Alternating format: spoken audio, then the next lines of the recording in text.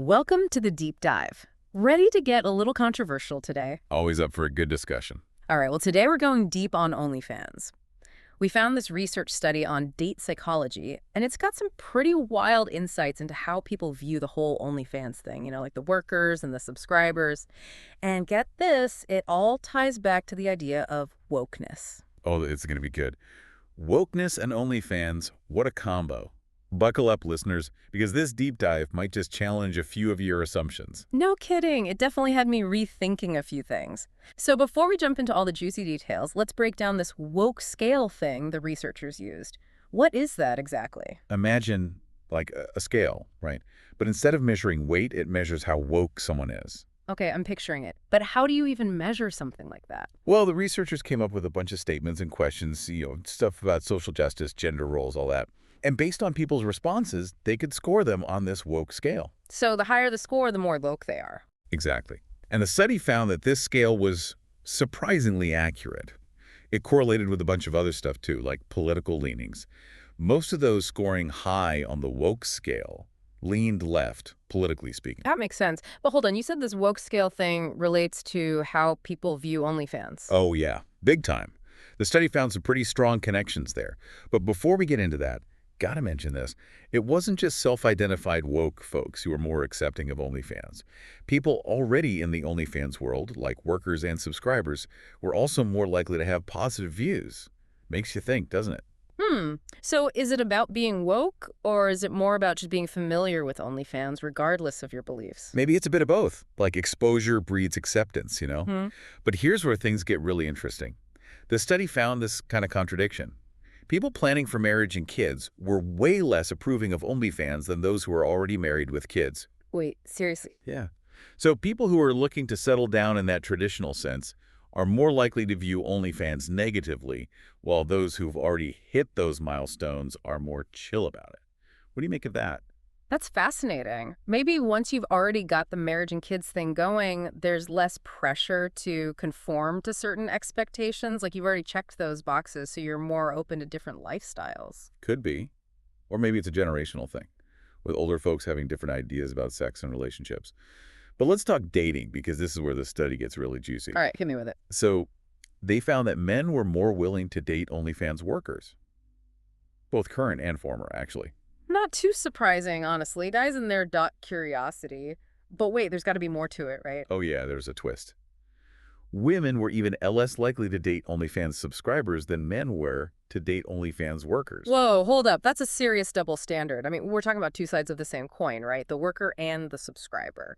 But the judgment for the subscriber seems way harsher. It's like society is saying it's okay for women to profit from OnlyFans, but men who subscribe are somehow crossing a line. It really highlights how differently we perceive these roles, even though they're both part of the same system. Yeah, it's like this unspoken taboo.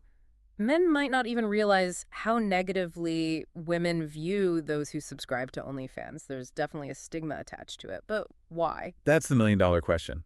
Is it purely a moral judgment? Or are there deeper reasons, like maybe women fear that a subscriber might objectify them or prioritize fantasy over a real connection? See them as an object instead of person. That's a good point. And it's not just about casual dating either. The study also found that people who were planning on getting married or having kids were way less likely to partner with someone who had any OnlyFans history, worker, or our subscriber. It's like there's this invisible line drawn in the sand. OnlyFans is okay for now, but it can't be part of your forever story. Like once you're thinking about settling down and building a family, the rules suddenly change. Almost like having an OnlyFans past makes you damaged goods, at least in the eyes of those seeking a traditional relationship. It makes you wonder if it's about fear of judgment, the whole what will the neighbors think thing. Or maybe it's about worrying that someone with an OnlyFans past might not be able to fully commit to a traditional relationship. Lots to unpack there.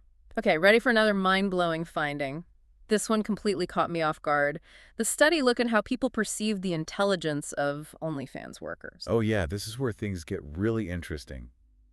And you might be surprised by what they found. Lay it on me. So on the surface, it seems pretty neutral. On average, participants rated the intelligence of OnlyFans workers as average. Not super high, not super low, just kind of middle of the road. Okay, I can see that. But I have a feeling there's more to the story, right? You bet there is. Hmm. The real story lies in how this perception of intelligence varied depending on that woke scale we talked about earlier. Wait, are you saying that the more woke someone is, the smarter they think OnlyFans workers are? Exactly. It's crazy, right? Those who scored higher on the woke scale tended to rate the intelligence of OnlyFans workers higher, while those who were more focused on marriage and family, those traditional values, they tended to rate their intelligence lower. That's wild. So our social and moral beliefs actually influence how we judge someone's intelligence. It's like we can't even be objective about something like that. It makes you wonder, doesn't it? Are we truly objective in our judgments, or do our personal biases seep into how we assess others?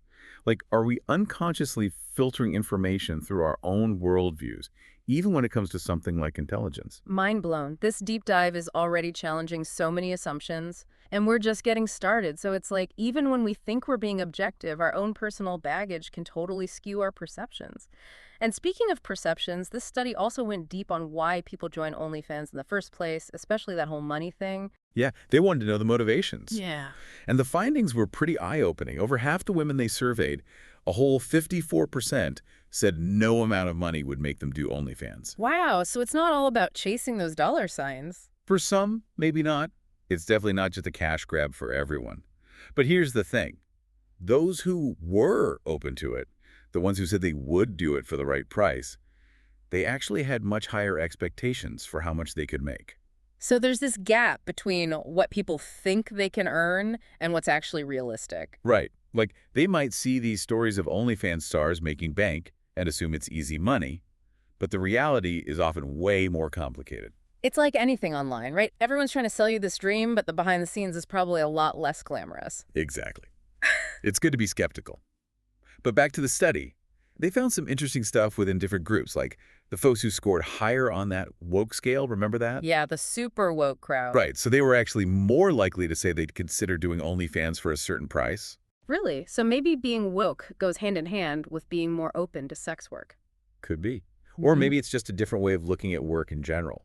Like maybe they see it as a legitimate way to make money and don't attach the same stigma to it. Interesting. So it's not as simple as saying woke people are always against this kind of stuff. It's more nuanced than that. Absolutely. It's all about individual values and perspectives. But speaking of perspectives, remember how we talked about men being more open to dating OnlyFans workers? Yeah, the double standard thing? Well, there's another layer to that. The study found that men were actually more likely to date a current worker than a former one. Why do you think that is? Makes you wonder, doesn't it? Maybe it's the appeal of the unknown, Yeah. Like dating someone who's actively creating content on OnlyFans might seem more exciting, more taboo. Or could it be about control, like having access to something that other people don't? Could be. It's like a glimpse into a secret world. But whatever the reason, it definitely adds another layer of complexity to the whole OnlyFans dating dynamic. And speaking of complexity, remember that thought-provoking point the study authors raised, the one about the potential for exploitation in the whole subscriber-worker relationship. Oh yeah, that was a big one. They basically questioned whether the very nature of that relationship, with its potential for mismatched desires and motivations, could create a breeding ground for exploitation, even unintentionally. Wait, so even with good intentions, things could go wrong just because of how the whole system is set up? That's the idea. Like, Yeah. imagine you have one person who's looking for genuine connection, maybe even emotional intimacy, Yeah. and then you have the other person who's primarily focused on earning money. Yeah, I can see how that could lead to problems. Like, one person's needs might totally overshadow the others, and things could get messy really fast. Exactly. And it's even more complicated when you factor in the anonymity of the online world. It's easy to hide your true intentions or manipulate someone when you're not face-to-face.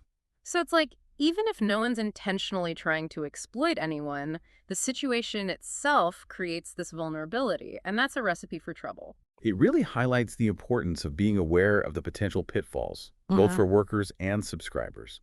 Open communication, clear boundaries, all that stuff is crucial. It's about being smart, being safe, and being honest with yourself about what you're looking for, and remembering that just because something's online doesn't make it any less real. It's like Yeah. we're walking this tightrope where even good intentions can lead to a not-so-good situation. It's kind of scary to think about, honestly. It's not about living in fear, but about being aware of the potential for things to go sideways. Especially in an environment where money and intimacy are so intertwined, it's a recipe for blurred lines. Yeah, it's easy to get caught up in the moment and not realize the power dynamics at play. So what's the takeaway here? Like if someone's thinking about getting involved with OnlyFans, either as a worker or a subscriber, what should they keep in mind? First and foremost, do your homework. Really understand what you're getting into. Like, research the platform, know the risks, know the potential rewards. It's like any major decision, right? You wouldn't buy a house without inspecting it first. Makes sense. Don't just jump in blindly because it sounds glamorous or easy. There's a whole lot more to it than meets the eye. Right. And be brutally honest with yourself about why you're doing it. Like, what are your motivations? What are your expectations? If you're just chasing quick cash or easy hookups, you might be setting yourself up for disappointment or worse. It's all about being self-aware and prioritizing your own well-being. Don't let the fantasy cloud your judgment. Absolutely. And remember, everyone's experience with OnlyFans is different. What works for one person might be a disaster for another. Ah, There's no one size fits all. so true. This whole conversation has been a real eye-opener. I feel like I've learned so much about the complexities of OnlyFans and how our own beliefs and values can influence how we view it. We've covered a lot of ground, haven't we? From the role of wokeness to the potential for exploitation, and even how our own biases can affect how we perceive things like intelligence. And let's not forget that whole money thing, the fantasy versus the reality of making a living on OnlyFans. Yeah, it's clear that OnlyFans is more than just a website.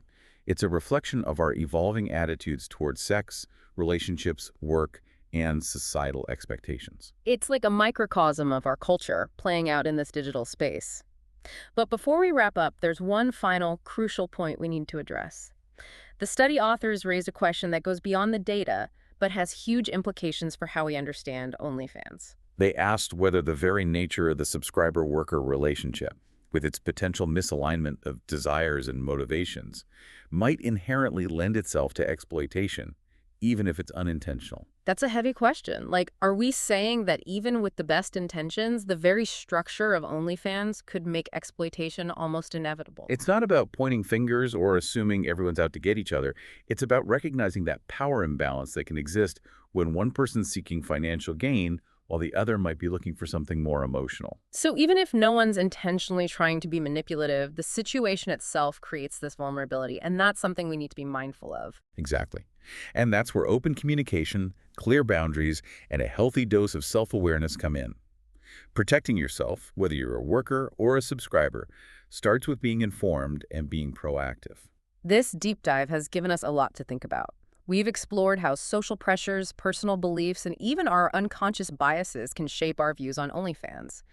We've challenged assumptions about the platform's earning potential and uncovered the potential for exploitation within its very structure. Hopefully, we've encouraged you, the listener, to approach this topic and others like it with a critical and discerning mind. Remember, don't just accept what you see or hear at face value. Question assumptions, consider multiple perspectives, and most importantly, make choices that empower you and those around you. Until next time, keep diving deep.